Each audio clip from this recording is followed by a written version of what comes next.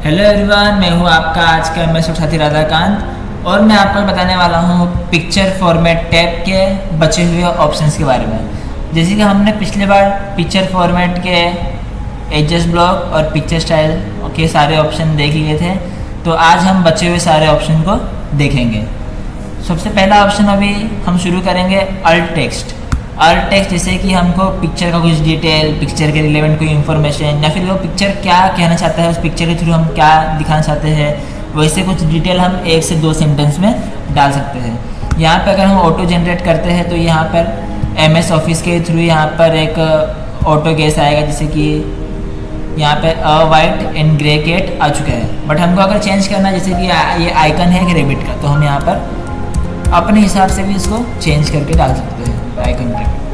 अगर हमको ये किसी को शो नहीं करना है तो हम इसको मार्केज डेकोरेटिव कर लेंगे, तो ये विजुअल नहीं शो करेगा। बाकी हम अगर इसको मार्केज डेकोरेटिव से हटा देंगे तो हमको विजिबल हो जाएगा। अब हम आगे के ऑप्शन की ओर बढ़ते हैं। जैसे कि यहाँ पर पोजीशन चेंज करने का ऑप्शन है। यहाँ पे हम टॉप लेफ्ट, टॉप मिडल, बाद में टॉप राइट, उसके बाद में मिडल राइट है, मिडल सेंटर है, मिडल लेफ्ट है, उसके बाद में बिलो लेफ्ट है, बिलो सेंटर है और बिलो राइट है। तो ऐसे हम कुछ पोजीशन चेंज कर सकते हैं जो प्रीसेट होते हैं। अगर हम मोर लेआउट में आते हैं तो हम उसका सेटिंग चेंज कर सकते हैं कि अगर वो मिडल में आ गया तो कितना डिस्टेंस पे आना चाहिए, तो हम वो सब खुद से मैनुअली भी कर सकते हैं। उसके बाद यहाँ पे रैप टेस्ट करने का भी हम कुछ ऑप्शन मिलता है। पहले हम इसको मिडल पोजीशन में ले लेते हैं और थोड़ा सा ऊपर साइड ले लेते हैं। ओके, यहाँ पे हम ब्रेक टेस्ट अगर करते हैं तो अगर हम इनलाइन करते हैं तो यहाँ पे लाइन के स्टार्टिंग में वो शो हो रहा है, आप देख सकते हो उस रेबिट को। उसके बाद ये स्क्वायर शेप में ही एडजस्ट हुआ है। अगर हम इसको टाइट या थ्रू करते हैं तो वर्ड्स और थोड़े थोड़े करीब आ जाएंगे और पिक्चर के हिसाब से एडजस्ट हो जाएंगे। अगर हम टॉप एंड बॉटम करते हैं तो यहाँ पे हम कहीं पे भी पिक्चर ले लें, लेकिन उसका टेक्स्ट जो है टॉप एंड बॉटम में रहेगा, लेफ्ट राइट में नहीं आएगा।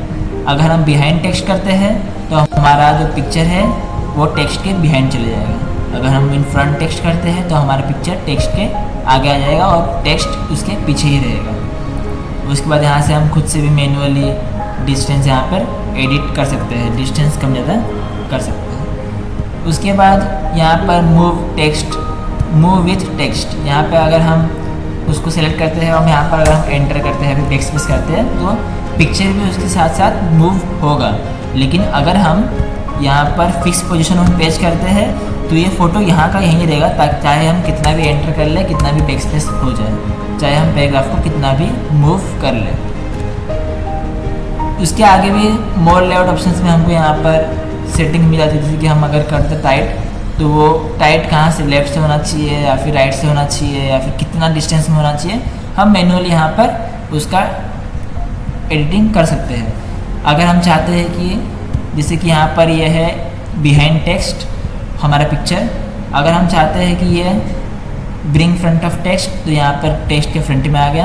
अगर हम चाहते हैं कि सेंड बिहाइंड ऑफ टेक्स्ट, तो यहाँ पर फिर से बिहाइंड चले गए।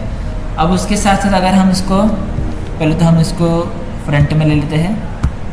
ओके, इसको हम Ctrl D कर लेते हैं और यहाँ पर इसका इफेक्ट हम यहाँ से पूरा उल्टा कर देते हैं।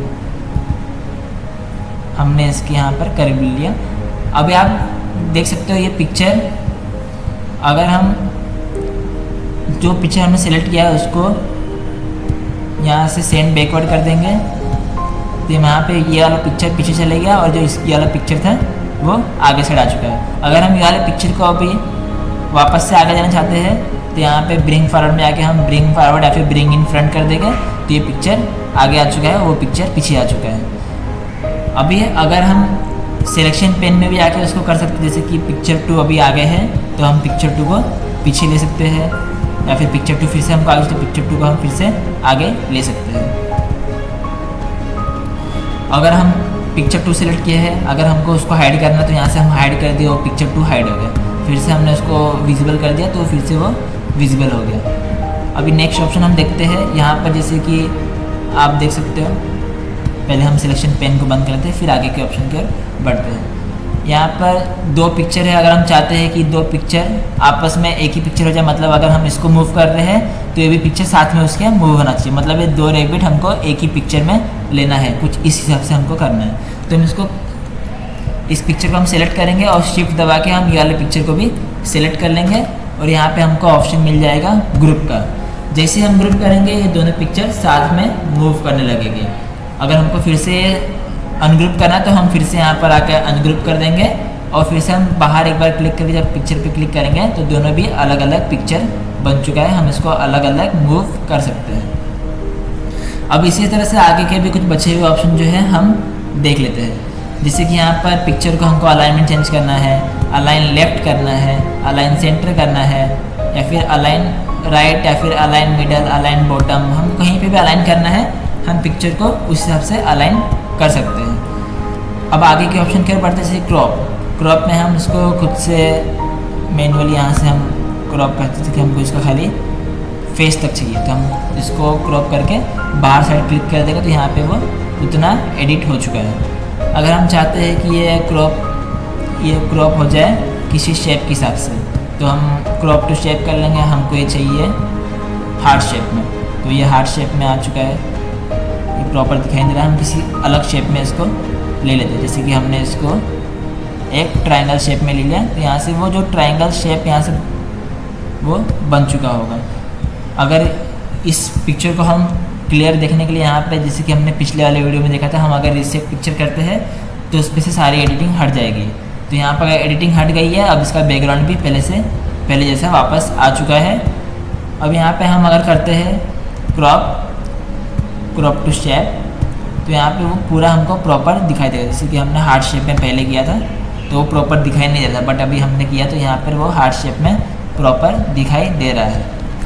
हम इसको अनडू कर लेते हैं और आगे के ऑप्शन देख लेते हैं। यहाँ पे जैसे कि एस्पेक्ट रेशियो दिया हुआ है, यहाँ पे कुछ फिक्स लेंथ पहले से होते हैं, जैसे पोर्ट्रेट में चाहिए तो ये सब लेंथ है, ये सब साइज़ है, अगर लैंडस्केप में चाहिए तो ये सब साइज़ है। अगर हमको पोर्ट्रेट में सही से चेंज करना है तो हम इसको अपने हिसाब से ये ऑप्टिमाइज़ कर लिया, हमने इसको ऊपर नीचे कर सकते हैं और बाहर क्लिक कर दें तो अपने आप ये क्रॉप हो जाएगा। उसके बाद हमको यहाँ पे फिट फिल ये सारे ऑप्शन भी मिल जाते हैं, तो हम इसको फिट टू जो क्रॉप का साइज है वहाँ पे फिट हो जाएगा, हम इसको बाहर क्लिक कर देंगे तो ये अपना पिक्चर फिट होके आ जाएगा।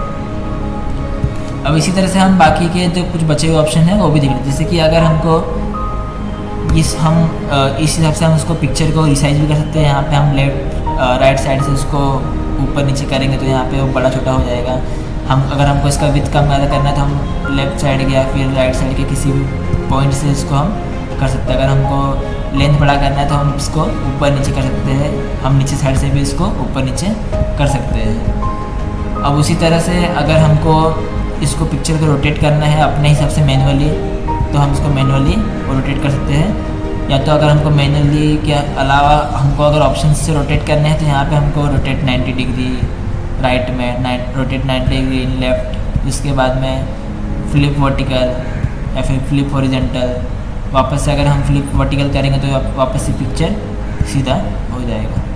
तो ऐसे कुछ ऑप्शन भी हमको मिल जाते हैं इसके अंदर। उसके बाद अगर हमको ये इसका लेंथ या इसका विड्थ अगर हमको कम ज़्यादा करना है तो हम यहाँ से जैसे कि मैंने यहाँ पर 10 सेंटीमीटर डाला तो यहाँ पे उसका हाइट थोड़ा सा एडजस्ट हो गया। यहाँ पे अगर मुझे उसका विड्थ कम करना है उसको 5 सेंटीमीटर करूँगा, एंटर करूँगा तो यहाँ पे वो उसके हिसाब से एडजस्ट हो जाएगा। बट यहाँ पर अगर हम लेंथ या इसका विड्थ जो भी अगर हम चेंज करते हैं, हाइट या विड्थ हम अगर चेंज करते हैं तो ये अपने आप उसके हिसाब से ये जैसे कि हम विड्थ चेंज करते हैं हाइट भी उस हिसाब से वो चेंज हो जाएगा। अगर हमको अपने हिसाब से चाहिए तो हम इसको जैसे कि अगर कॉर्नर से पकड़ के खुद से इसको कितना चौड़ा चाहिए, कितना लंबा चाहिए, हम इसको अपने हिसाब से कितना भी कर सकते हैं, ये अपने आप चेंज नहीं होगा। हम भले कितना भी इसका विड्थ कितना भी इसका लेंथ कम ज़्यादा कर ले, लेकिन ये वैसा ही हम जैसा करेंगे वैसा रहेगा, ये अपने आप पिक्चर एडजस्ट नहीं होगा, यहाँ पर वो एडजस्ट नहीं होगा। तो आशा रखता हूँ आपको ये सारे ऑप्शन जो भी हमने आज कवर किए एक्सेसिबिलिटी ब्लॉक के, अरेंज ब्लॉक के और साइज ब्लॉक के, वो आपको अच्छे से समझ गए हो।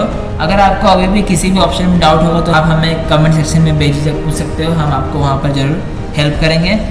और तब तक के लिए हमारे चैनल से जुड़े रहे, आगे इसी तरह हमारे चैनल पे वीडियो आते रहेंगे। Thank you so much.